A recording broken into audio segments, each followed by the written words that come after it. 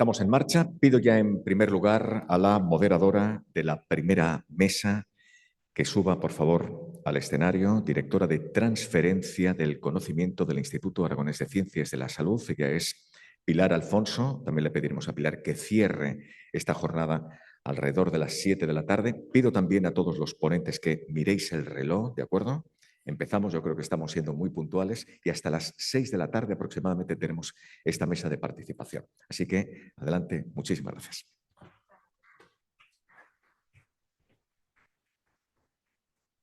Bienvenidos a todos, buenas tardes. En esta mesa, en la primera mesa, titulada Construyendo Salud Mental entre todos y todas, planes, evidencia y participación, reúne perfiles que juntos dibujan el futuro de la salud mental. Quienes diseñan las políticas, quienes aseguran que estén basadas en la evidencia, quienes las aplican en la práctica clínica y quienes aportan la voz imprescindible de la experiencia vivida. Es un honor presentar a este grupo de personas que desde su compromiso nos muestran que la salud mental se construye realmente entre todos y todas. En primer lugar, presento, bueno, disculpad porque tenía que haber dicho que subirán todas las personas que forman la mesa y no lo he dicho. Si pueden subir las 4 miembros de la mesa. Juanjo, lo he dicho mal ya desde el principio. Sí. Francisco González Aguada sería el primer ponente. Es subdirector general de la Oficina Técnica del Comisionado de Salud Mental. Es psiquiatra de orientación comunitaria, psicoterapeuta y experto en redes comunitarias, así como en programas colaborativos en atención primaria y en intervenciones de salud mental en contextos de emergencia.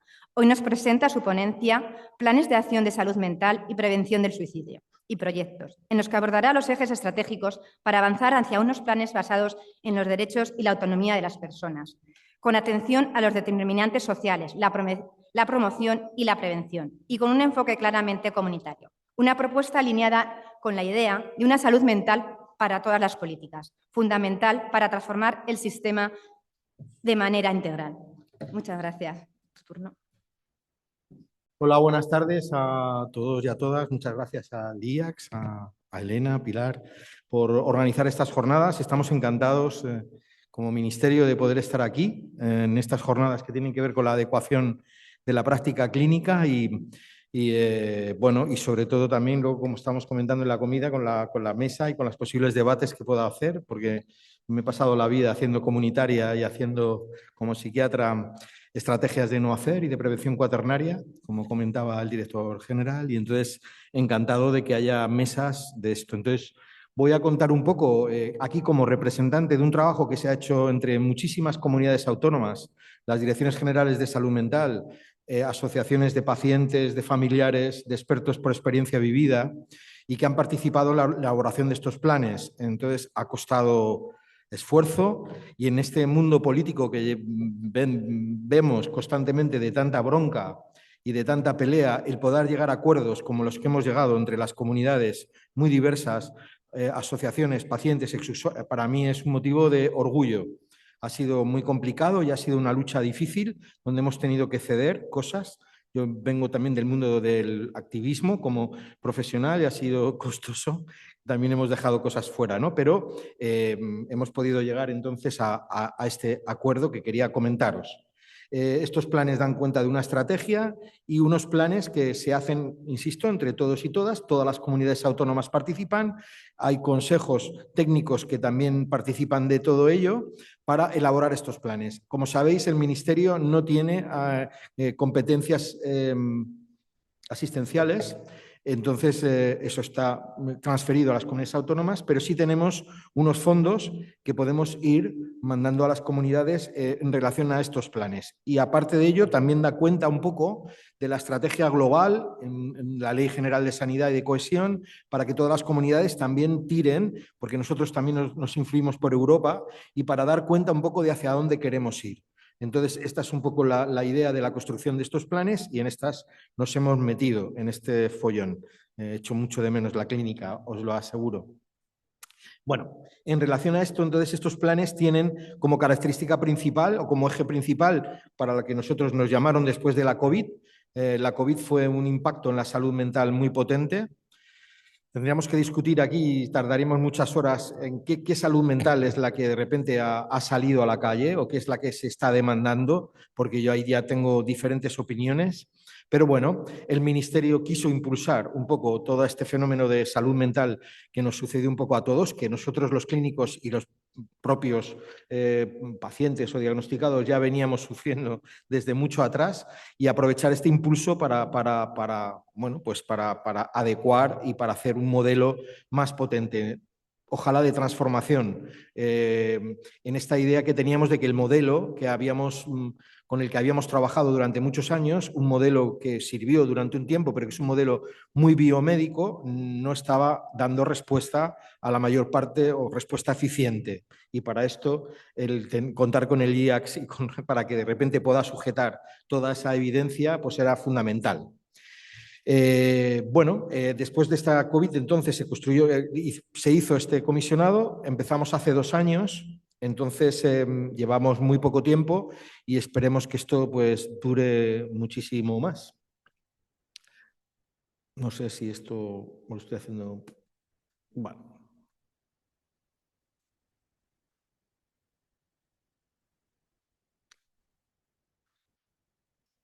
¿La de abajo? Bueno,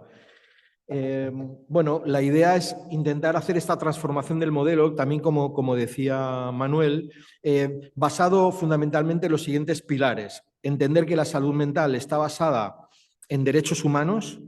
Hay muchísimo que mejorar en toda Europa y en todo el mundo en relación a los derechos humanos de los pacientes que sufren y en general de todas las personas, fundamentalmente con trastorno mental más severo. Tenemos ya datos, de alguna manera, de contenciones mecánicas, ingresos involuntarios que no son nada alentadoras, están algo mejor, pero que hay que mejorar de una manera clarísima. No puede haber salud mental si no hay derechos, es una cuestión de dignidad. Y si no podemos hacer intervenciones que respeten esos derechos, como a España nos obliga la Convención de las Personas con Discapacidad, no vamos a ningún sitio. Entonces, una de las cosas fundamentales para nosotros que es crucial en los planes son los derechos humanos. Otra tiene que ver entender una salud mental basada en determinantes sociales. Decía Martín Baró que la salud mental es un lujo cuando uno no tiene vivienda, o cuando uno no tiene una precariedad económica muy grave, o cuando uno de repente tiene una precariedad laboral, o cuando está sufriendo una situación extrema de violencia. Entonces, en contextos de extraordinaria violencia o de problemas de precariedad económica, hablar de salud mental empieza a ser un poquito complicado. Entonces, tenemos que entender que la salud mental debe estar en todas las políticas. Me preguntaban hace unos días si hubiera una medida de salud mental que yo pudiera dar, ¿cuál sería? Y yo comenté que la renta básica universal. No tenía ninguna duda. Si logramos impedir que haya estas diferencias económicas tan severas, que las personas puedan tener vivienda, proyectos laborales o estar en contextos sin violencia, haríamos muchísimo más por la salud mental que muchos de los terapeutas a los que ya llegamos tarde. Nosotros empezamos a ver gente que ya viene dañada, ya viene sin vivienda, con una precariedad muy alta o en contextos de violencia muy altos. Entonces, para nosotros la prevención y la promoción en esos campos y que la salud mental esté extendida a todos los ámbitos es fundamental. No puede haber salud mental, entonces, sin intentar hacer un observatorio o un pacto de Estado. Aquí tenemos que la salud mental se construye también desde vivienda, desde transporte, desde economía, si no es muy complicado. Entonces, entender que un psiquiatra como yo, como Manuel, tengamos que abordar a una persona que no tiene vivienda, empieza a ser como casi... por decir, casi extraño. No sé qué voy a hacer por una persona que está viviendo en la calle, que está en una situación de precariedad enorme por su, entre comillas, salud mental. Bueno, voy rápido porque si no, bueno, tenemos muchísimos datos del malestar que ha llegado a la sociedad en relación a todos estos problemas que tienen que ver para la mayor parte de la gente en las condiciones de vida, en la seguridad financiera o en la actividad física o en el contacto social. La soledad no deseada, las condiciones de vida, de vivienda, está afectando muchísimo a la sociedad. Y entonces es absurdo como hacer terapias o pensar en medicación cuando el problema está en otro sitio, la enfermedad está en otro lado. Y tendríamos que aprender a poder combatirla ahí, no en la persona que está haciendo una respuesta a eso. Entonces, los datos no quería detenerme, pero son muy claros, yo creo que los sentimos todos. Hay una demanda de salud mental y de un malestar enorme, de diferentes tipos y de diferentes... Habría que ver qué hay detrás de este gran bosque. Para eso también estos estudios para poder adecuar como lo que estáis pensando, en cómo hacer una adecuada evidencia de cómo trabajar con estas listas de espera. El barómetro juvenil del 2025, no quiero detenerme, también da cifras de malestar. Pues esto, el 54,7% de los jóvenes afirma haber tenido problemas de salud mental en el último año. Claro, con esos datos... Entonces, si la salud mental de la que hablamos es que entonces tenemos que poner psicólogos o psiquiatras para este 55% de jóvenes, es que entonces, no sé, es una locura de mundo. Entonces, habrá que ver que quizá no lo que necesiten estos 50 no es tanto psicólogos ni psiquiatras, sino ver qué está pasando en los institutos, qué está pasando en la educación, qué está pasando en sus situaciones de violencia, qué está pasando con su perspectiva del planeta, del mundo, de todo lo que está pasando. Y ahí tenemos que arremangarnos todos. No sirve entonces solicitar todo el rato que vayan psiquiatras o psicólogos a atender a esta barbaridad de gente, que probablemente hace lo que le toca hacer. Entonces, en relación al mundo que están viviendo a su alrededor. Entonces, bueno, pues esta es un poco esta idea. Y con estas ideas aparecen estos planes. No quiero detallar un poco esto, ya lo ha comentado también Manuel Correa, el director general de Salud Mental. Va en varias líneas. También el primer plan de prevención de suicidio. Y bueno, parte de la propia estrategia y tiene estas líneas en la cabeza, en los derechos humanos, los determinantes sociales y base en la propia persona. Bueno, ahí empezamos a poner en todas estas partes principales cómo tratamos ya de conseguir esta evidencia de lo que estábamos comentando y estas peticiones tanto a Redets, al IACS y a Guía Salud, ¿no? Esta idea de que estos recursos humanos que se están solicitando para esta avalancha de sufrimiento y de malestar no tiene por qué ser de psiquiatras y de psicólogos, sino que tendría que ser a través de modelos comunitarios donde muchos otros profesionales y de expertos por experiencia y de muchos recursos y de activos, como ha hablado el doctor, habría que poner en marcha. Estos modelos colaborativos y estos modelos comunitarios con uso de activos en salud se basarían en esta también prevención cuaternaria. Entonces, no es solamente, es que estos 54% de jóvenes necesitan muchos más recursos que no psicólogos o psiquiatras, sino que necesitan una sociedad más digna, más cuidadosa y menos violenta y menos... Entonces, esto lo tenemos que hacer un poco, insisto, entre todos. Ya comentaba el doctor también, todos estos modelos y estrategias de no hacer que parten de la deprescripción. Somos el país del mundo con mayor índice de consumo de hipnosedantes, especialmente en mujeres. Entonces, por algo será. Entonces, no se trata de que... Entonces, ¿qué hemos estado haciendo? Hemos estado dando prescripción para mejorar cosas que tienen que ver con otros contextos. Quiero decir, si una mujer está sobrecargada, tiene un montón de hijos, tiene que trabajar, no tiene apoyos, no tiene ayuda, la idea entonces es sedarla, darle sertralina, darle Orfidal y que siga en esa situación de alienación. Yo creo que habría que salir de ese paradigma, desde ese tipo de modelos y empezar a entender la biografía de las personas y desde ahí, desde dónde están sufriendo, para poner la ayuda no en otro sitio, ¿no? Y para eso necesitamos nuevos modelos. Y de esos modelos, que era la última parte, necesitamos que tengan evidencia, que nos ayudéis desde ahí a que tengan evidencia. Voy a pasar muy rápido porque si no me como el tiempo de todos estos informes que hemos pedido para este tipo de atención. Este era el modelo clásico de la OMS, que se ha descuadrado un poquito, no pasa nada. Y este es el modelo clásico que teníamos, que es un modelo piramidal que funciona desde los años 80. La mayor parte de la salud mental o de la psiquiatría, el conocimiento, se ha construido desde la pirámide de arriba. Pero lo que está abajo, esa parte de autocuidado, de tratamiento comunitario, no está muy estudiada. Tenemos evidencias, pero habría que tener muchas más, porque las evidencias en muchos momentos, como los recursos, se han ido a la parte de arriba de la pirámide. Entonces, y ahora mismo esto tendría que cambiar. A pesar de que esto se ha ido haciendo cada vez más complejo, no voy a entrar ahí, con modelos como estos escalonados, para ver qué tipo de herramientas necesitamos y de intervención clínica en cada sitio.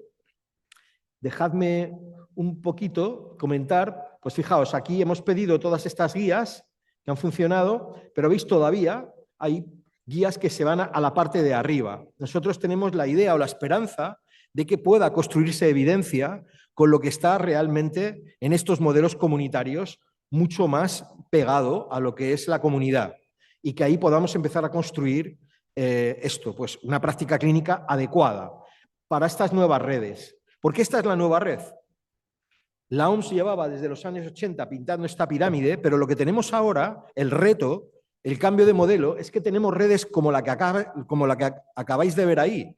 Es una red extraordinariamente compleja, muy multifactorial, muy multiprofesional, y entonces no se adecúa ya ni siquiera en términos epistemológicos de conocimiento a lo que teníamos antes. Entonces, todo este modelo piramidal ya no no concuerda con este tipo de modelos, que es un modelo en red, mucho más horizontal, y que incluso el siguiente paso es ponerlo como en 3 dimensiones, porque hay nudos de esta red que tienen mucho más peso que los otros y que llevan más recursos y que llevan muchísimo más peso de muchas características.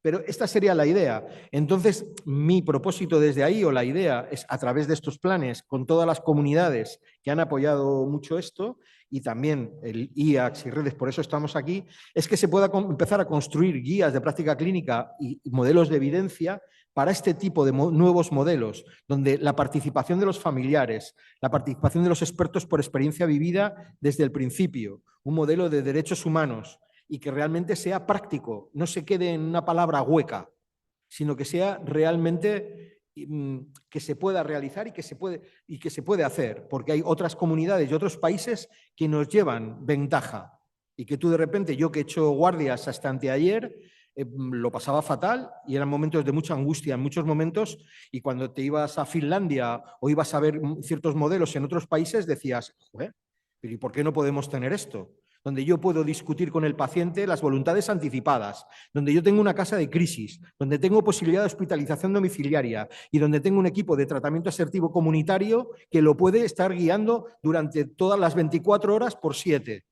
Entonces, claro, yo hago guardias, haría guardias muy fácil, porque me encuentro con una persona en una situación grave de crisis y puedo conversar con esa persona cuál es la necesidad que tiene esa persona para dársela.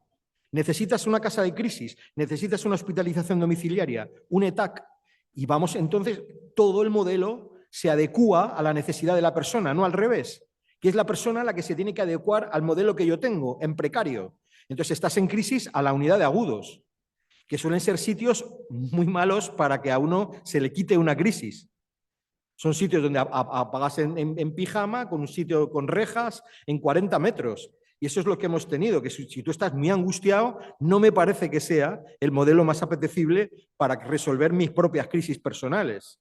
Entonces, toda esta transformación del modelo lleva, como también comentaba el doctor Manuel, lleva mucha coordinación, tiene que llevar presupuestos, solo faltaba.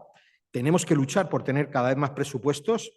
Tenemos presupuestos todavía bajos en comparación con Europa y con lo deseable, para poder conseguir esto, adecuarnos a las necesidades de las personas y ponerles en el centro y que tengan realmente un proyecto digno de vida propio, aunque ese proyecto sea un no proyecto. La idea de esta salud mental de que cada persona tenga un espacio, aunque sea el no espacio. Yo no quiero relacionarme, no quiero, vale, pues este es un espacio. Y entonces yo tengo que escuchar también esto. Es esa especie de escucha que lleva esa práctica, y para eso también necesitamos que nos ayudéis a poder construir todos estos instrumentos que necesitamos para conseguir que estas redes sean eficientes y tengan esta validez y tengan esta evidencia. Porque, a veces va primero lo uno que el otro y no debería ser así. Yo creo que tenemos que construir juntos estas evidencias de una vida mejor para las personas, que esa es nuestra voluntad. Perdón si me he pasado de tiempo, no creo que ya haya mucho más. Quizá, no sé, alguna foto de Goya, cosas de este tipo. Pero bueno, afortunadamente no pasa, así que ya está. Pues nada, muchísimas gracias.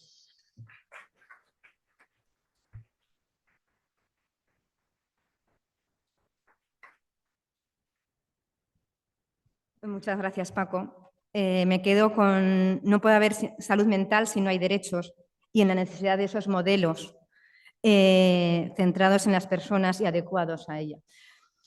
A continuación, tengo el placer de presentar a una de mis compañeras del instituto, María José Vicente Edo. Ella es técnica de área de decisiones basadas en la evidencia y miembro de la Secretaría de Guía Salud.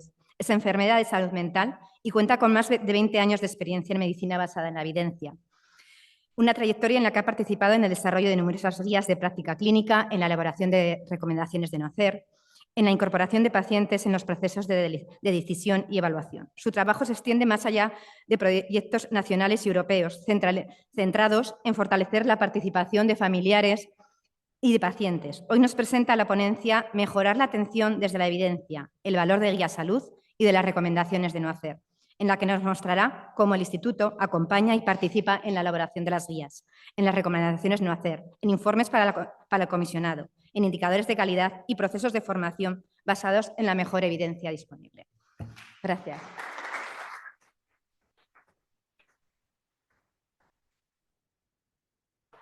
¿Cuál es la flecha, la de abajo? Vale.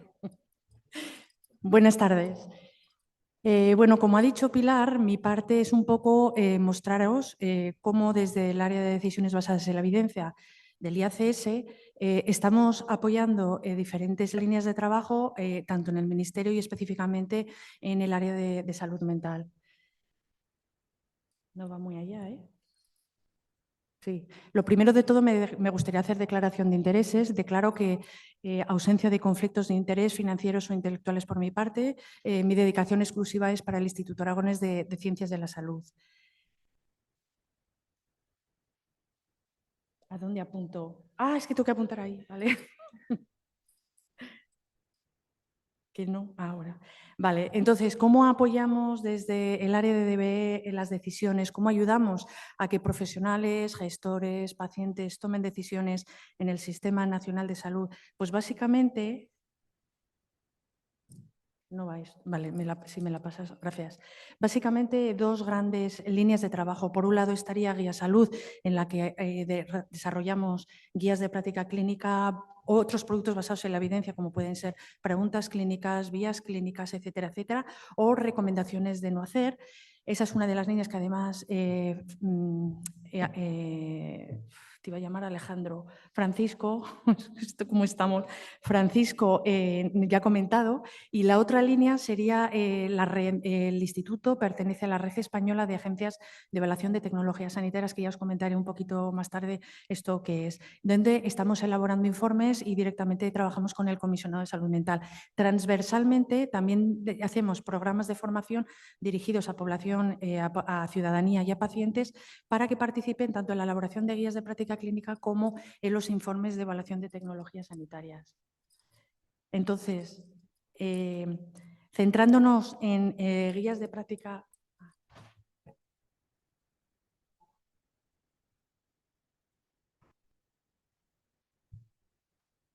Vale, este va bien. Gracias. Centrándonos en Guía Salud, bueno, comentaros muy brevemente para aquellas que nos conozcáis Guía Salud. Guía Salud es un organismo del Sistema Nacional de Salud en el que participa el Ministerio de Sanidad y participan todas las comunidades autónomas de España. Llevamos más de 20 años de andadura y un poco lo que hacemos es apoyar a la toma de decisiones para profesionales y pacientes en el Sistema Nacional de Salud.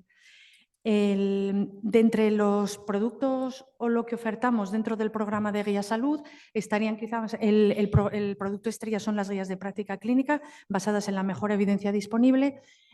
Trabajamos también en otros productos basados en la evidencia, pues como pueden ser preguntas clínicas que he comentado, vías de práctica clínica, protocolos, etcétera, etcétera. Otro programa que llevamos también un par de años, que son el programa de recomendaciones no hacer, que ya os comentaré un poco más en detalle lo que hacemos. También dentro de las guías se elaboran material para pacientes de manera que puedan ser entendibles, accesibles para ellos y ellas. También hacemos asesoría, pueden ser sociedades científicas, asociaciones de pacientes, a veces nos consultan de qué manera pues, pueden hacer ellos o ellas pues, protocolos o guías, damos asesoría en ese sentido. También hacemos curso de formación, no solo, como he comentado antes, dirigido a profesionales, a pacientes, sino también a profesionales, incluso formación interna nuestra para estar al día en todo aquello que surge nuevo, nuevas metodologías, nuevas formas de trabajo. Luego también trabajamos en la elaboración de materiales metodológicos, es decir, unos materiales que nos ayuden a elaborar los productos con el mayor rigor posible. Tenemos, por ejemplo, materiales metodológicos de cómo elaborar guías, cómo actualizarlas, cómo adaptarlas. También hay manuales de cómo incorporar los pacientes en el desarrollo de las guías o de informes de tecnología. Y luego todo esto está recogido en el portal de Guía Salud, el cual os invito a que entréis, porque todos los productos que yo os estoy comentando son accesibles y gratuitos. Yo los podéis descargar. Eso sería por un lado. Por otro lado, bueno, aquí os he traído unos ejemplos, como estamos hablando hoy de salud mental, quería mostraros algunos de los productos que tenemos actualmente en el portal de Guía Salud. Los documentos que aparecen en granate son los que están financiados por el Ministerio de Sanidad, que todos los años da un dinero a las agencias para que elaboremos estas guías de práctica clínica. Por otro lado, como veis, son sociedades científicas las que elaboran las guías y las envían a Guía Salud para ponerlas en el portal. El denominador común de todos estos productos es que tiene que cumplir unos criterios de calidad, tienen que ser 6 criterios, para que puedan ser incorporados en el portal de Guía Salud. Ahí entre ellas está la guía de intervenciones psicosociales en el trastorno mental grave que se ha hecho aquí en Aragón. No voy a entrar porque mi compañero Paco y Concha van a hablar del trabajo que llevamos haciendo, que empezó hace 15 años y ahora lo hemos revisado para su actualización. Ambos hablarán, uno desde la perspectiva de los clínicos y la otra persona desde la perspectiva de las asociaciones de pacientes, cómo ha sido esta participación. Y por otro lado, os traigo también otros productos basados en la evidencia, como puede ser trastorno mental grave, y la otra que no veo porque está muy pequeña la letra, no la leo desde aquí. Entonces, aquí tenéis pues diversos productos que en algún momento os puede interesar. Y luego otro de las líneas que la mesa de después va a centrarse en eso, que son recomendaciones de no hacer.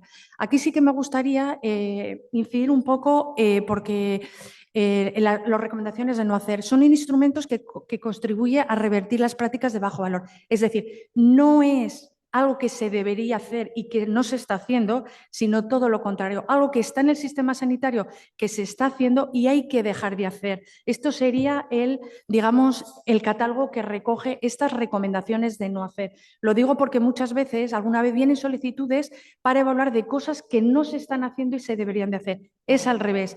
Algo que ya está en el sistema, algo que se está haciendo y que no se debería de estar haciendo. Luego, además, esta iniciativa fue lanzada en octubre del año 23. Participan profesionales sanitarios a través de sus sociedades científicas y asociaciones. Estos son en este momento el número de sociedades científicas que están participando. Estas sociedades científicas vienen directamente del Ministerio. El Ministerio es el que propone las sociedades científicas para que podamos trabajar con ellas. Y hay 172 panelistas expertos que representan. Cada sociedad científica nomina unos panelistas que son los que ayudan a la evaluación de esta recomendación de no hacer. Entonces, luego, otra de las características que tienen este catálogo, este programa, es el rigor metodológico con el que se decide si una recomendación entra en el catálogo o no. Y además es algo que tiene que ser relevante para el sistema sanitario.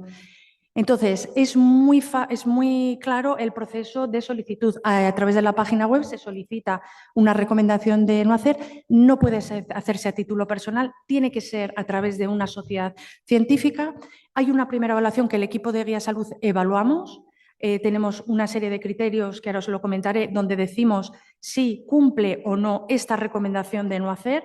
Puede pasar 3 cosas. Primero, que no cumpla, que pues o bien porque no tiene evidencia o otras características que luego os comentaré, con lo cual se devuelve a la sociedad y les dice que no cumple. Otra, que sí que cumple, pero a lo mejor hay que hacer un refraseo de la recomendación para matizarla o para aclararla. Entonces se le devuelve a la sociedad científica para ver qué les parece esta nueva refraseo. Si decide aceptarlo, pasa a la tercera fase, a la segunda evaluación, que donde un panel de 3 expertos evalúa esa recomendación y emite un veredicto. O también puede pasar en la segunda fase que directamente haya una recomendación, el equipo de guía salud lo revisemos y se considere apta y pasa al panel. Entonces, el panel evalúa todas las recomendaciones que en principio sí cumplen con los criterios de las recomendaciones de no hacer. En el momento son 3 sociedades científicas. Si hay discrepancias en las sociedades científicas, hay un panel de expertos que decide finalmente si esa recomendación entraría en el catálogo o no entraría en el catálogo. Los criterios son muy sencillos. Tiene que ser la intervención muy bien definida, a qué tratamiento nos estamos hablando, tiene que ser clara, no tiene que ser ambigua, no tiene que ser mal interpretada, sino tiene que ser muy clarita. Hay que especificar a qué población se dirige. Tiene que ser, por supuestísimo, de interés para el Sistema Nacional de Salud. Tiene que definirse el ámbito de aplicación, atención primaria, hospital, etcétera. Tiene que ser y debe ser, sobre todo, una práctica que esté actualmente haciéndose dentro del Sistema Nacional de Salud. Y, finalmente, tiene que haber un respaldo, una evidencia que diga por qué hay que dejar de hacer eso que se está haciendo.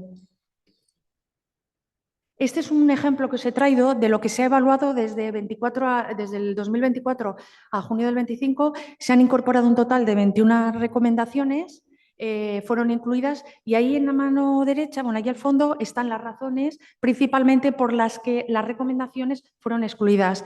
Hay un porcentaje muy alto que ahí la evidencia no respaldaba esa recomendación de no hacer. La claridad seguida de claridad y el alcance, luego ese 15% de claridad, alcance y evidencia no cumplían esos 3 criterios y otros. Entonces, si sumamos una parte de ese de claridad, alcance y evidencia científico con el de evidencia científico, nos hace una imagen de que la mayoría de las recomendaciones no tienen evidencia científica cuando se solicita el dejar de hacerlas. Os he traído 3 ejemplos específicos en salud mental que están incluidos dentro del catálogo, que muchos supongo que os sonarán. Una es no indicar el tratamiento farmacológico como primera elección para trastorno por déficit de atención con hiperactividad leve en menores de 14 años. Es una recomendación que se incorporó en el año 24 y fue una solicitud, la Sociedad Española de Urgencia y Pediatría, quien solicitó incorporar esta recomendación. Otra, por ejemplo, no prescribir benzodiazepinas en adolescentes con ansiedad o insomnio. Esta fue incorporada en el año 23 y a petición de la Sociedad Española de Medicina de Familia y Comunitaria. Y luego la última, no utilizar ácido valproico para trastorno bipolar en mujeres en edad fértil. Esta fue solicitada en el año 23 y fue solicitada por la Sociedad Española de Psiquiatría y Salud Mental. Entonces, esto es un poco de qué manera desde Guía Salud estamos apoyando todo lo que es relacionado con salud mental, y en la otra parte, la otra rama sería nuestra área como parte de la Red Española de Agencias de Evaluación de Tecnologías Sanitarias mediante los informes. Muy brevemente, para aquellas y aquellos que no conozcáis qué es la red, en España hay 8 agencias de evaluación de tecnología sanitaria, bien marcadas en azul: Galicia, País Vasco, Aragón, Cataluña, Andalucía, Canarias, y en la Comunidad de Madrid hay 2, está el Instituto Carlos III y la Comunidad de Madrid. Entre todos formamos una red a partir del año 2012 y trabajamos en red. ¿Qué quiere decir esto? Pues que los informes se reparten, utilizamos las mismas metodologías y los mismos procedimientos para elaborar estos informes. Tenemos jornadas, tenemos reuniones anuales, tenemos formación pues para ir formándonos y continuar con esta formación. Entonces, básicamente lo que hacemos muchas cosas, pero principalmente informes de evaluación, estudios de monitorización, tecnologías, es decir, tecnología se entiende por una tecnología desde un medicamento hasta una prótesis de cadera, hasta un programa de habitación tadáctica, hasta un robot de dispensación farmacéutica, es decir, aquel tipo de intervención que sirva para diagnosticar, tratar, etcétera, etcétera. Entonces, por un lado, emitimos los informes, por supuesto, basados en la mejor evidencia disponible. Segundo, aunque no hay agencias de evaluación de tecnologías sanitarias en todo el territorio nacional, sí que se responde a todos los sistemas sanitarios que hay en las comunidades autónomas. Y las solicitudes para elaborar informes no necesariamente tienen que venir de las agencias, pueden venir de cualquier departamento de sanidad de cualquier comunidad autónoma. Hay un proceso de priorización y aquellas que se priorizan son las que luego se elaboran los informes. Y, finalmente, con estos informes se apoya a la Comisión de Prestaciones y Aseguramiento, que es un órgano del Consejo Interterritorial. Los informes que hacemos cuando cuando se quiere meter una prestación en la Seguridad Social, en cartera de servicios, algo que luego nosotros vamos a poder disponer de ellos, no siempre, pero en aquellas que van a suponer un gran impacto, tanto económico, organizativo, social, se evalúan. Esa evaluación va al Consejo Interterritorial, porque es allí donde se decide si esa prestación va a entrar en cartera de servicios, es decir, vamos a tener acceso a través de la Seguridad Social o no. Es en el Consejo Interterritorial. Entonces, los informes que hacemos son obligatorios para según qué prestaciones, pero no son vinculantes. ¿Qué quiere decir? Que es el Consejo Interterritorial quien decide, con el informe que hemos hecho, si lo incluye o no lo incluye en cartera de servicios. Y luego ya con esto ya termino. ¿Cómo estamos más concretamente, directamente, trabajando con la Oficina de Técnica del Comisionado de Salud Mental? Empezamos ya el noviazgo, por decirlo de alguna manera, el año pasado. El primero que se hizo un análisis, se hizo un mapeo a nivel nacional de toda la formación que se estaba llevando a cabo en las comunidades autónomas, específica, dirigida a atención primaria. Resalto, atención primaria, no solo medicina, sino todos los profesionales sanitarios y no sanitarios, atención primaria, que específico que se estaba haciendo para profesionales relacionados con suicidio y depresión infantojuvenil. Se hizo un informe que está accesible y está publicado, se hizo a ver un poco qué se estaba haciendo. Este segundo año continúa el noviazgo y entonces lo que estamos trabajando es, ya sabemos lo que se está haciendo en España, ahora estamos trabajando en otro informe que presumiblemente acabamos a principios de año, donde se van a establecer una serie de criterios y recomendaciones de programas de formación en atención primaria para que las comunidades autónomas tengan en cuenta esos criterios, esas recomendaciones a la hora de hacer los cursos de formación en primaria para su contexto y su entorno.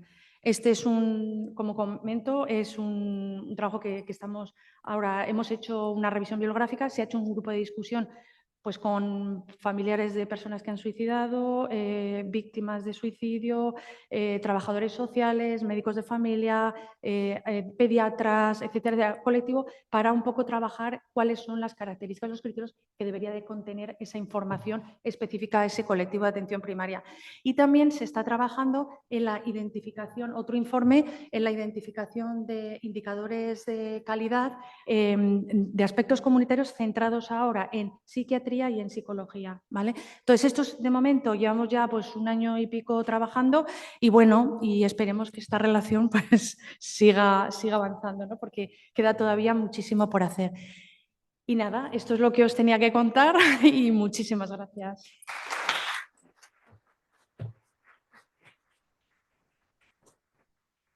Muchas gracias, María José. Créanme cuando les aseguro que hay mucho trabajo detrás de esto. Es un equipo muy bueno, con una alta capacidad de trabajo y con un rigor metodológico impresionante. Bueno, procedemos con el siguiente ponente. Él es Francisco José Caro Rebollo, psiquiatra del Hospital Clínico Universitario Lozano Blesa, del sector 3, del Servicio Aragonés de Salud. Él es psiquiatra comunitario con amplia experiencia en rehabilitación psicosocial y un colaborador muy cercano al área de decisiones basadas en la evidencia desde el año 2007, contribuyendo de manera constante al desarrollo y revisión de productos basados en la evidencia.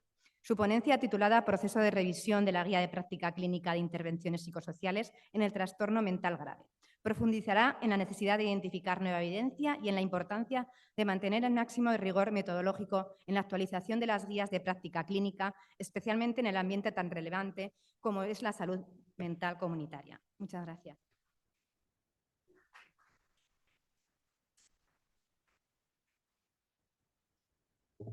Bueno, 12 minutos, ¿verdad? ¿Me lo pongo a los 10? No.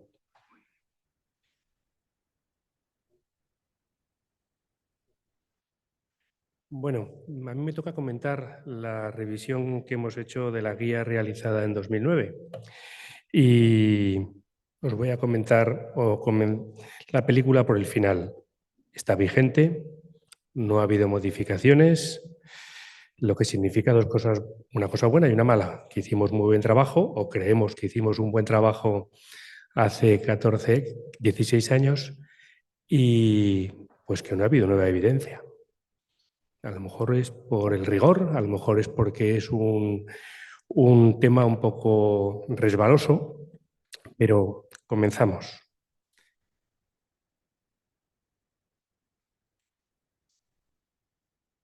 Bueno.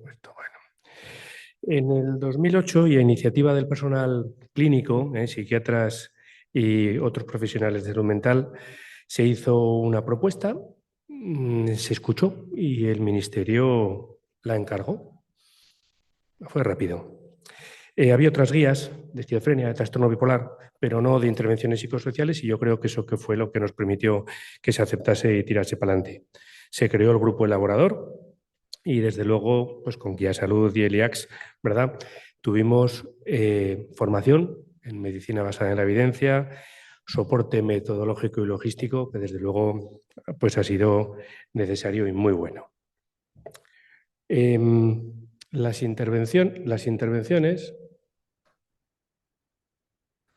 las dividimos en 4 áreas, haciendo honor al título, ¿verdad? Psicosociales, pues fueron un grupo de intervenciones psicológicas que se decidió, un grupo de intervenciones sociales, un área de nivel de servicios, que significa esos recursos o programas desde los que se va a dar las intervenciones, y también quisimos evaluar pues algunas subpoblaciones específicas que tenían sus peculiaridades, como podéis imaginar, en duales, en personas sin hogar o nivel intelectual bajo, como se llamaba entonces.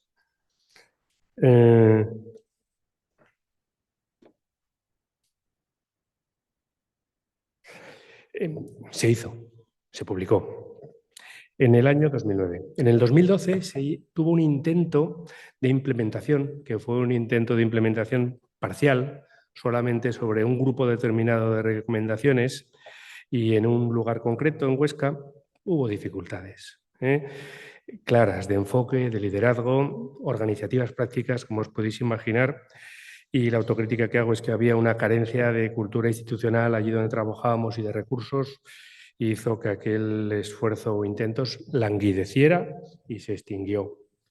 Hay cosas que salen bien, otras que salen mal. Pues no había presupuesto o poco, no había liderazgo, me tocó a mí y hubo dificultades, pero esa es otra historia, no es la de hoy. La de hoy es que teníamos que revisarla porque caducó, y ya sabéis que te ponen ahí que estás caducado y ya no vale, y había que revisarla.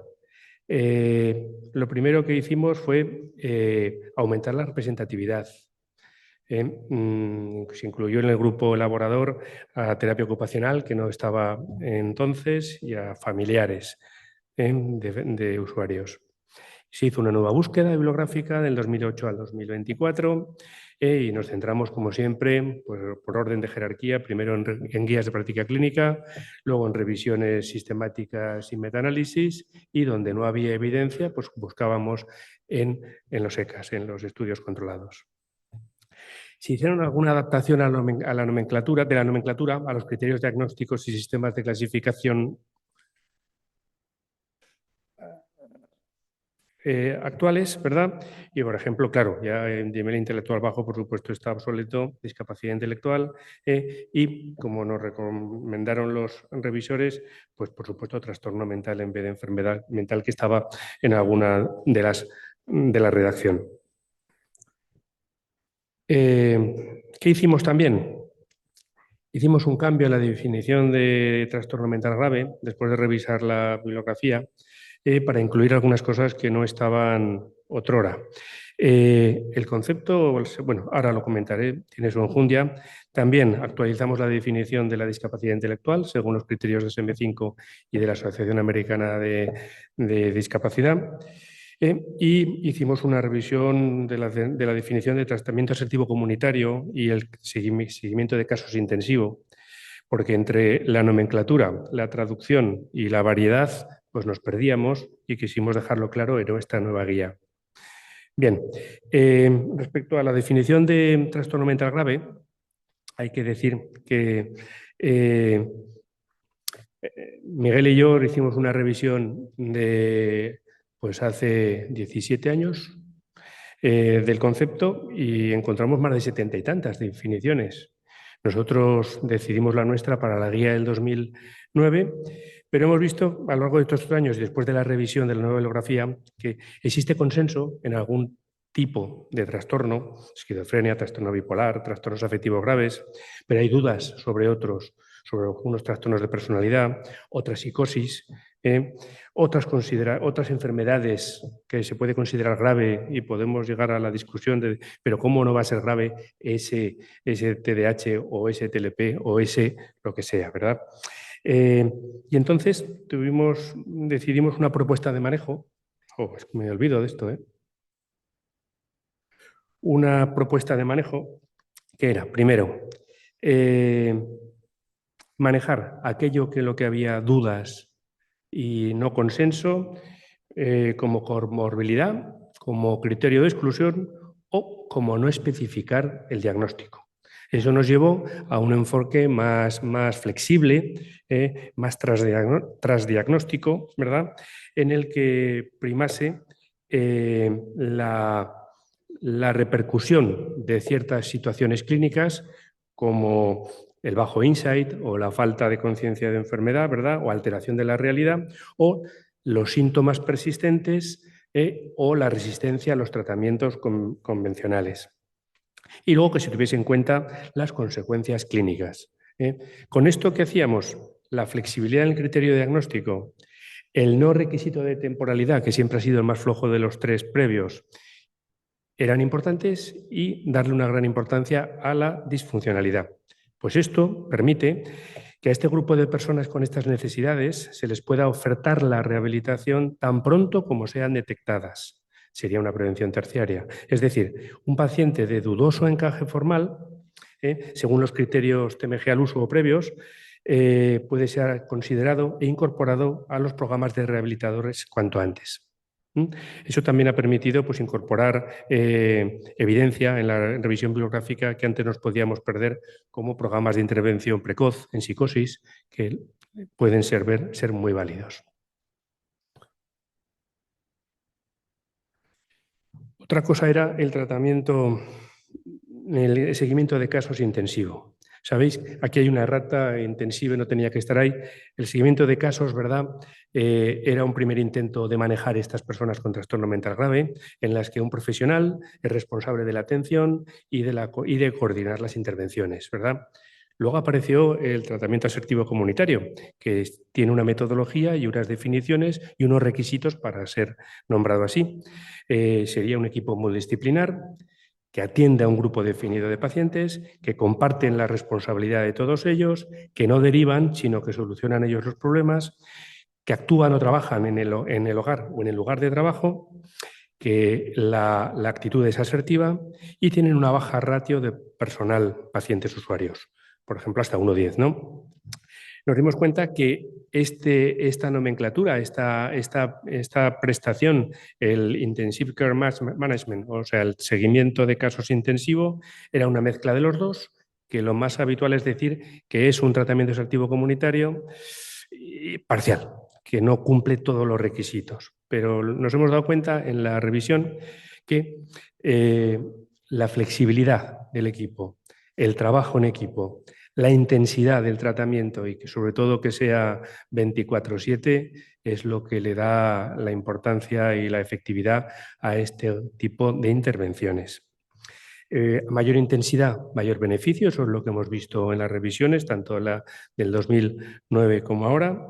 Y también otra cosa que nos llamaba la atención, es un detalle técnico, pero en otros entornos que tienen un tratamiento as usual, o sea, lo que se hace por defecto bastante intenso y potente, tiene que ser muy potente lo que incorporas de nuevo para que haya diferencias, y a veces no nos las encontrábamos sabiendo que es muy beneficioso. Bueno.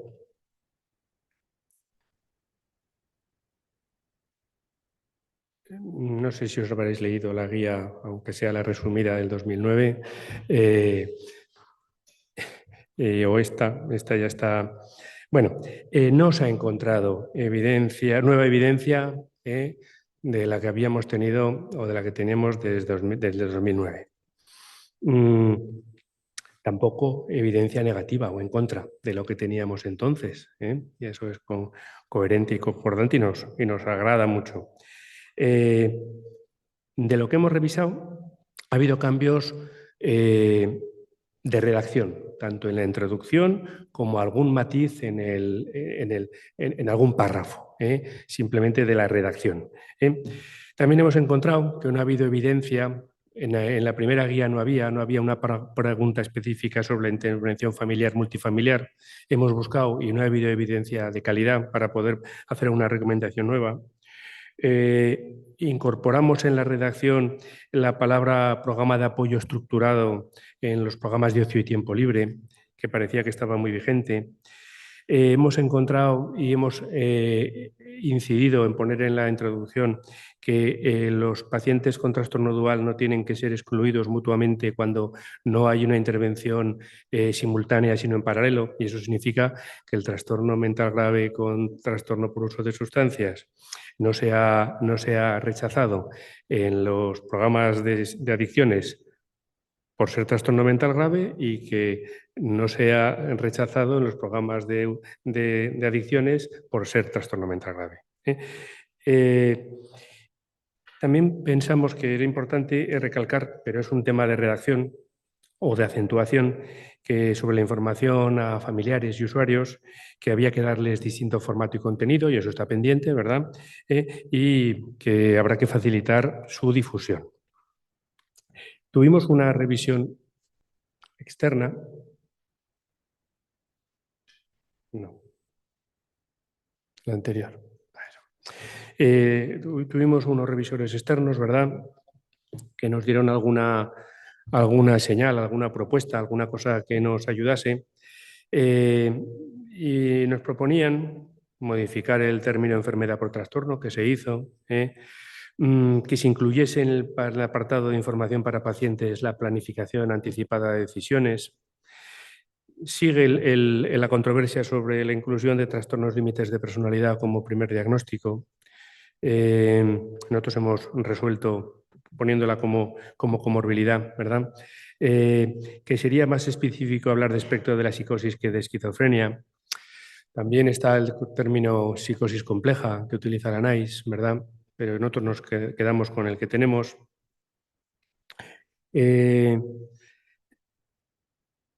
Se nos pidió que hablásemos de modelos integrales en vez de intervenciones psicoeducativas y biomédicas, intervenciones más holísticas, pero nosotros estamos revisando lo que se hizo en el 2009, no era una nueva guía.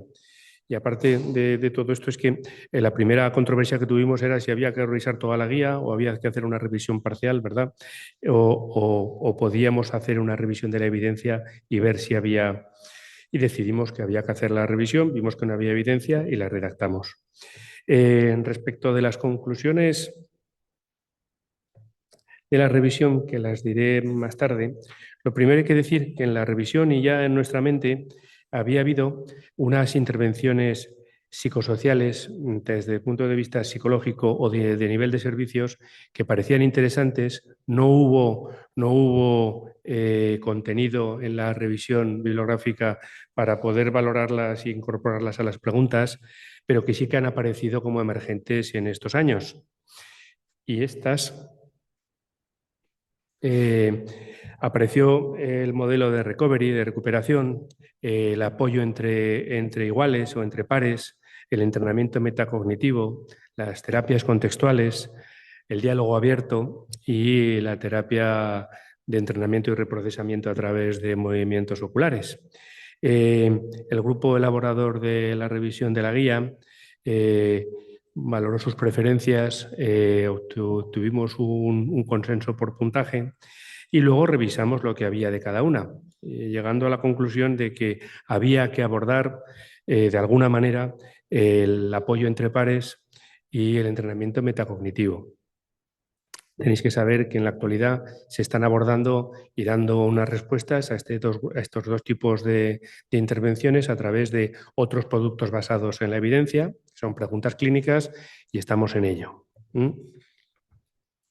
Bueno, respecto de las conclusiones.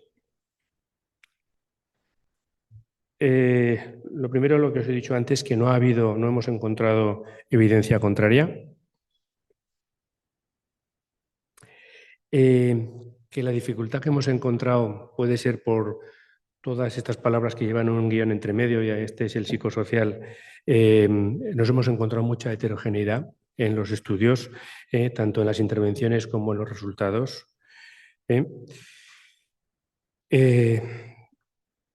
Que tendremos en cuenta más adelante si incorporamos la intervención ejercicio físico, que está muy en boga y han salido muchísimas cosas cuando hemos revisado el apoyo entre pares, pero ya veremos cómo lo abordamos.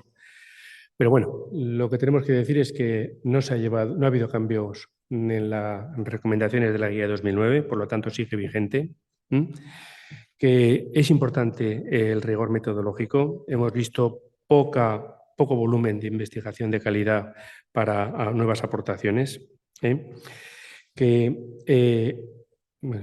es la tercera esa, ¿verdad? Y que valoramos que tendríamos que tener en cuenta para la próxima, pero no se podía hacer en esta revisión porque habría que haberlo hecho entera, ¿verdad? Incorporar la perspectiva de género a la hora de evaluar las intervenciones psicosociales. Recovery no lo hemos tocado porque es un modelo, es una fundamentación metodológica, no es una intervención. Y yo creo que poco más. No sé si me he adaptado al tiempo, creo que sí. Este es el grupo de trabajo, ahí estamos los profesionales que hemos llevado a cabo esta revisión, y dar muchísimas gracias a los coordinadores, a los documentalistas y al apoyo administrativo que hemos recibido de Guía Salud DIAC. Muchas gracias.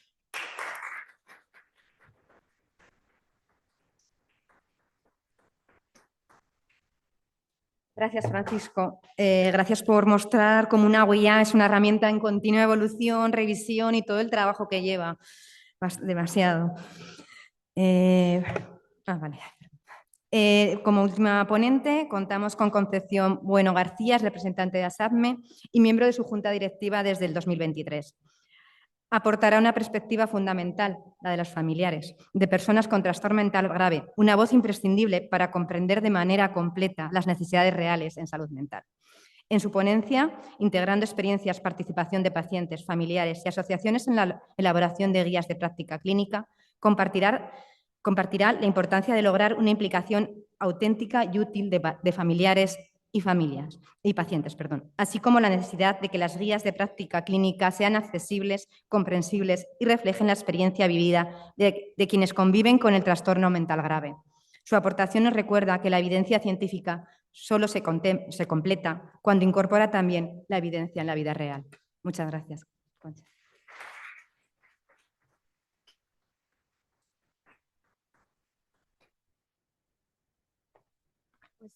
Buenas tardes. En primer lugar, quería dar las gracias en nombre de ASAPME Aragón y en el mío propio al Instituto Aragonés de Ciencias de la Salud por haber contado con nosotros en este proceso de revisión de esta guía clínica del trastorno mental grave.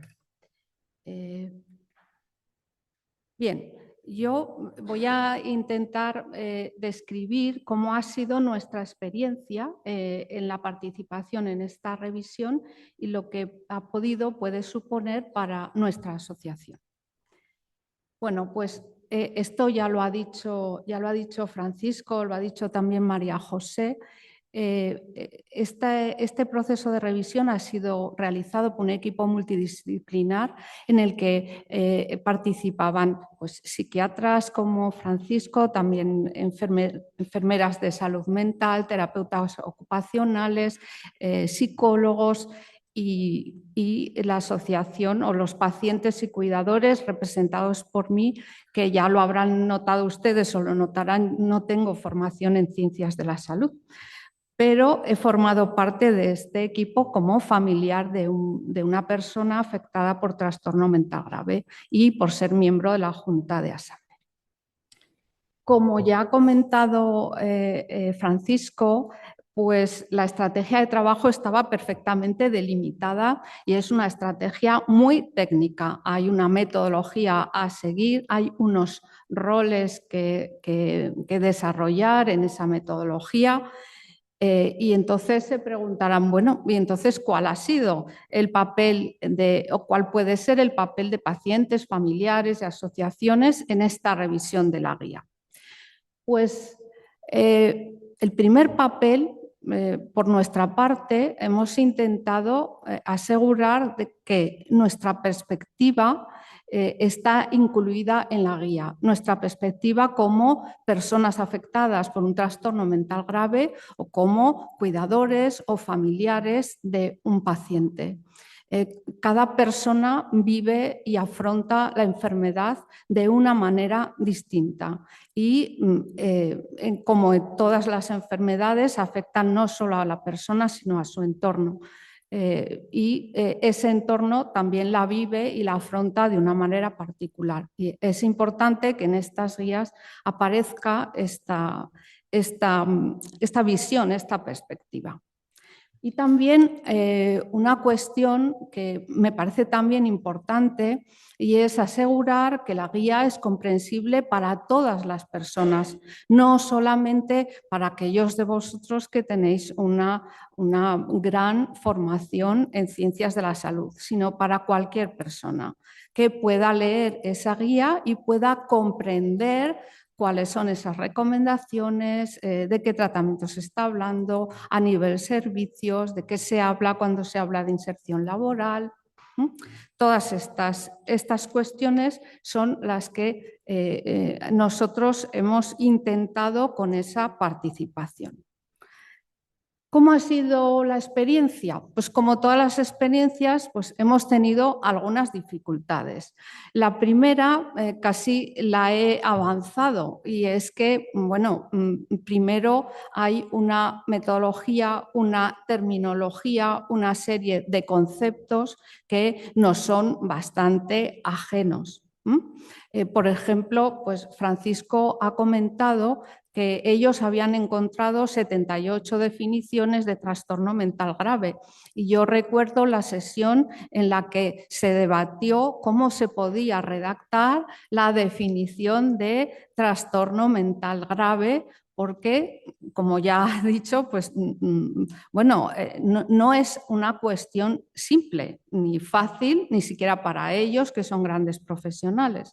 Entonces, desde el punto de vista de una persona, de una asociación, pues también hay que entender pues, qué es un ECA o qué es la robustez de una evidencia, incluso qué es una evidencia, ¿no? ¿De qué están hablando cuando hablan de evidencias?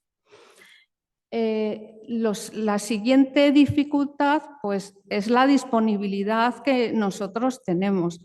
Yo formo parte de manera voluntaria, igual que mis compañeros de la Junta, que también algunos de ellos nos acompañan, somos voluntarios y a la vez somos personas que cuidamos o atendemos a una persona con trastorno mental grave. Yo soy la cuidadora principal y, bueno, pues a veces no siempre uno tiene tiempo para acudir a estas reuniones y para prepararse. Desde ASAME Aragón, cuando se nos invita a participar en una iniciativa en la que, centrada en la salud mental, desde la perspectiva de la rehabilitación, de la integración de las personas con enfermedad mental grave en la sociedad, la asociación siempre dice que sí, siempre está disponible. Pero yo tengo que ser sincera y la verdad es que antes de la participación en este grupo, pues yo tenía mis dudas, ¿no? ¿Y yo qué voy a poder aportar en este grupo? ¿Qué voy a poder hacer? Bueno, sobre todo eso, ¿va a ser de utilidad que yo pueda estar allí?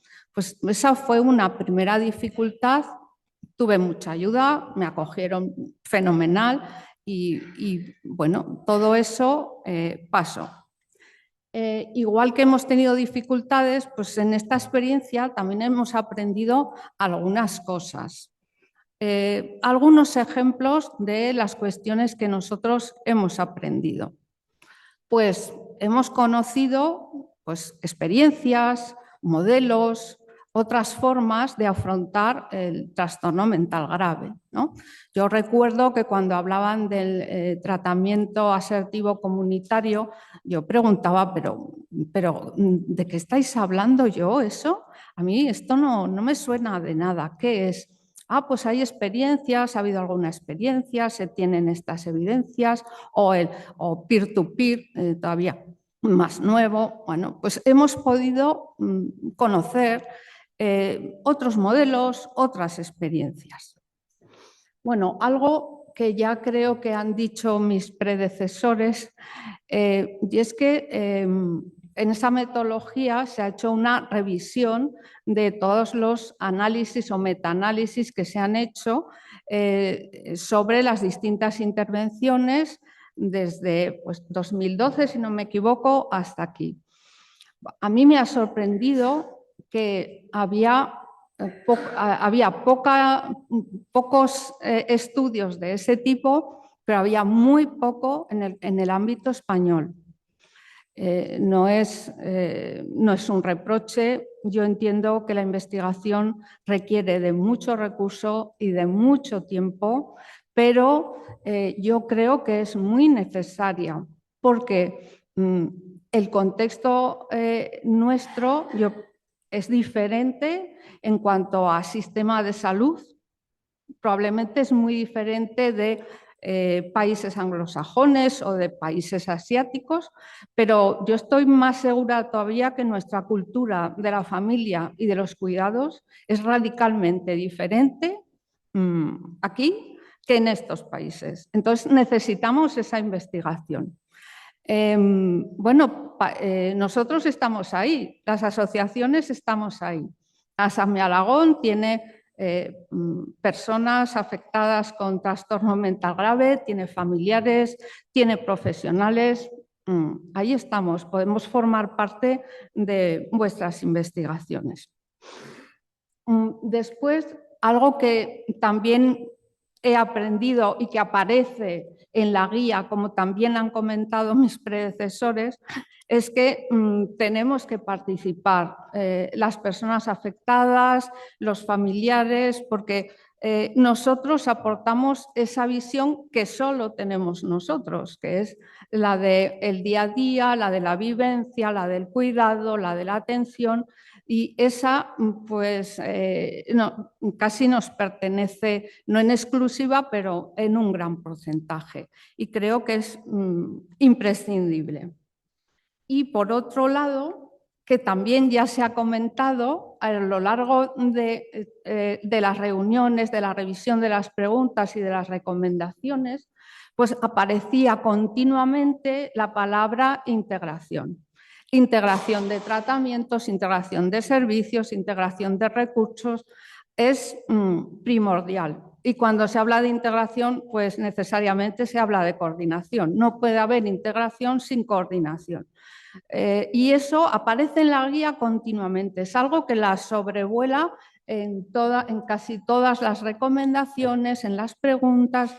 Es decir, que esos tratamientos, esos servicios, esos recursos deben estar integrados y, por tanto, coordinados. Que esa integración y coordinación va a ayudar y va a potenciar todos esos recursos. Bueno, esto ya les puede parecer incluso un atrevimiento por mi parte, el decir, bueno, si yo tuviera delante otros pacientes o asociaciones que estuvieran pensando si participar o no participar en futuras guías de práctica clínica, pues yo les diría a los institutos, como en este caso al Instituto Aragonés de Ciencias de la Salud, que primero sería interesante tener una pequeña formación. Una formación en la que vayan explicando la metodología y también los términos y cómo se van a hacer las cosas. Yo he puesto aquí algún ejemplo. Pues, ¿qué es una guía de práctica clínica? ¿En qué consiste? ¿Cuál es su contenido? ¿Cuál es la metodología para elaborar una guía de práctica clínica. Luego, algunos conceptos básicos, ya lo he comentado antes, eso, desde que es, en este caso, pues la terminología básica, pero ¿qué es una evidencia? ¿Qué es la robustez de una evidencia? ¿Qué es un metaanálisis o qué es un trabajo de revisión? ¿Qué es una recomendación de consenso? Algunas cuestiones que facilitan esa participación. ¿Qué se espera de la participación en cada fase? O sea, para cada uno de los miembros de ese equipo multidisciplinar se esperan cosas diferentes en cada fase, también para pacientes y asociaciones. Luego, otra cuestión que me parece muy importante, como casi todo en la vida, ¿verdad? Si sabemos para qué hacemos una cosa, nos sentimos más motivados para hacerla. Si a nosotros nos explican para qué es necesaria vuestra aportación, pues tenemos esa motivación para estar ahí. Y la pregunta es sencilla: ¿qué se queda fuera de estas guías si los pacientes, los familiares y los cuidadores no están? ¿Qué se queda fuera? Pues se queda esa perspectiva. No aparecen las necesidades que esos colectivos sienten, sea cual sea la enfermedad que padezcan. Y ahora, ya pasado este atrevimiento de dar recomendaciones, he querido compartir con ustedes pues, qué impacto puede tener para ASAME Aragón el hecho de haber participado en esta revisión. Bueno, nosotros, a la luz de lo que hay en la guía, pues podemos identificar esas intervenciones que son relevantes tanto para pacientes como para familias. De las iniciativas, de los programas, de las distintas actividades que se realizan, bueno, están en sintonía con lo que se dice en la guía. Se hacen muchas cosas. Yo les he traído aquí solamente 3 ejemplos. El primer ejemplo tiene que ver con las intervenciones familiares. En la guía se dice que es importante formar tanto a pacientes como a familias, pero no se tienen evidencias de durante cuánto tiempo, en qué contenidos, de qué manera. No queda claro, pero nosotros tenemos una escuela de familias en las que las familias se informan, las familias aprenden entre ellas, y esa información no es solamente desde aspectos sanitarios, sino de otros aspectos como jurídicos, por ejemplo. Y esa formación, esa escuela de familias, pues es importante porque sabemos que además de la formación que necesitamos, es importante establecer esas redes y esos contactos entre grupos de personas que estamos viviendo situaciones o experiencias parecidas. Tampoco, después de tanto tiempo, yo llevo 27 años conviviendo con una persona con trastorno mental grave. Después de tanto tiempo, creo que soy muy consciente de que la formación no es la misma al principio que cuando ya llevas un recorrido, aunque la necesitas siempre, pero no es la misma. Hay que hacer pues, distintas etapas, distintas acciones, pero es importante. Bueno, otro tema que a mí me llamó bastante la atención es la inserción laboral. En estas personas las tasas de desempleo son bastante más altas que las de la población en general. Y bueno, pues en ASAME Aragón se está trabajando con cursos de formación, pero también con orientación profesional y también pues con empresas que quieren adaptar sus trabajos para personas afectadas por estos trastornos, por un trastorno mental grave. Y es un aspecto interesante y es un aspecto imprescindible para muchas personas y su inserción en, en la vida social como todos nosotros. Y bueno, otra cuestión de la que también aparece en la guía es el ocio y tiempo libre. También seguramente han oído ustedes hablar de la soledad no deseada, pero esa soledad no deseada no afecta solamente a las personas mayores, también afecta a personas que tienen más difícil esa interacción social. Entonces, pues desde ASACME Aragón se hacen actividades, por supuesto, digamos, guiadas u orientadas de ocio y tiempo libre para sus usuarios.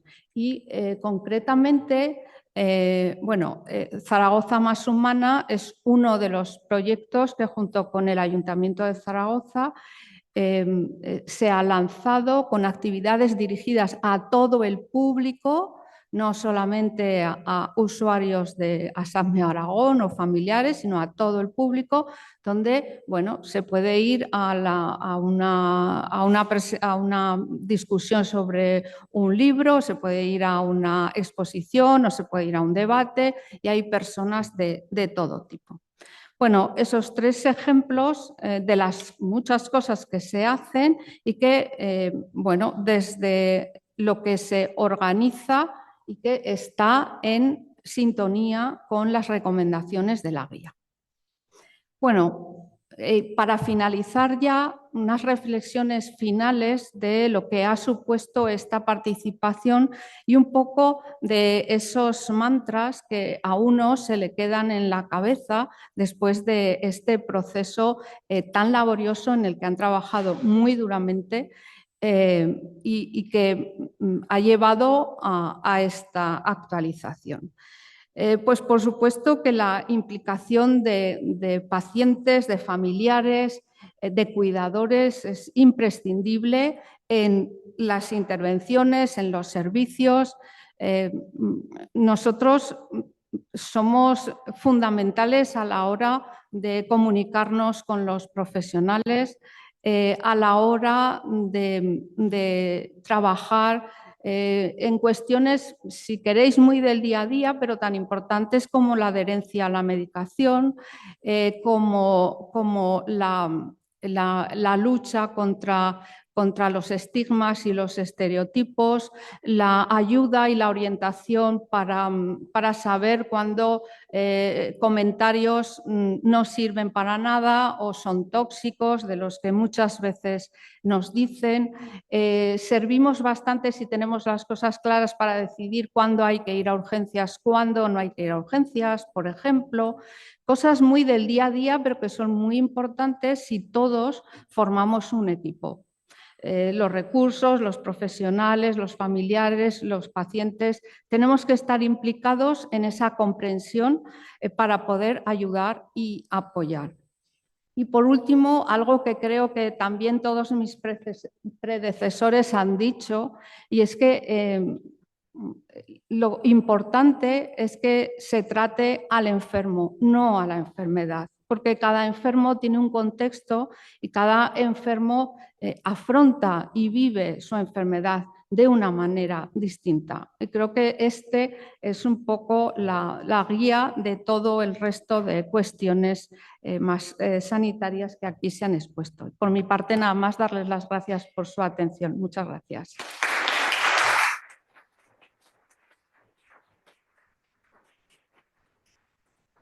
Muchas gracias, Concha, por tu tiempo, por tu disponibilidad de todos los familiares y sobre todo de corazón por los cuidados que hacéis a la gente. Bueno, creo que a lo mejor nos hemos comido el tiempo, ¿no? No, yo lo que digáis es sino una pregunta. Una pregunta. Mira. Ah, vale, perfecto.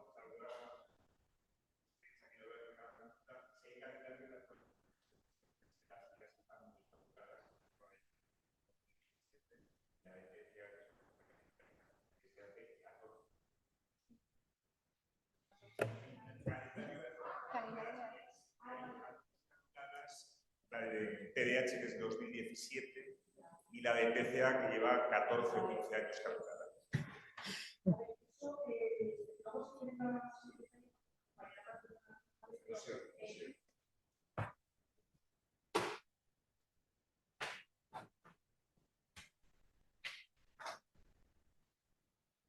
Vale, a ver, ¿se me oye? Sí. Hay un proceso de priorización para decidir qué guías de práctica clínica se actualizan o no. Y creo que es el Ministerio de Sanidad y el Consejo Ejecutivo quien decide qué guías, pues bien o porque hay una demanda, bien porque es prevalente, es decir, utilizamos criterios para decidir. Entonces, ¿cuándo se va a actualizar? No lo sé, pero tienes al lado a Patricia, que es la responsable de Guía Salud, que igual ella tiene fecha y todo. Pero habitualmente es un proceso de priorización y no todas las guías que caducan se actualizan. Hay una evaluación, hay una revisión. Pero bueno,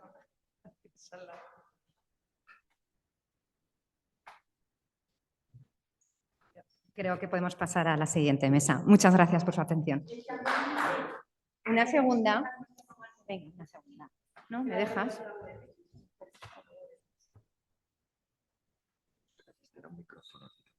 Muchas gracias. A ver, venimos de la Asociación TOC Zaragoza. Estamos muy agradecidos de la revisión de esa guía. En esa guía aparece el trastorno obsesivo-compulsivo como trastorno mental grave.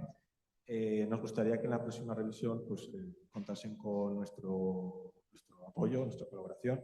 Estamos abiertos a colaborar en guías donde aparezca el trastorno obsesivo-compulsivo. También deciros que hemos detectado que faltan tratamientos para el trastorno obsesivo-compulsivo, tratamientos psicológicos de primera línea, intervenciones de primera línea con máxima evidencia y máxima recomendación. Bueno, pues eso, gracias.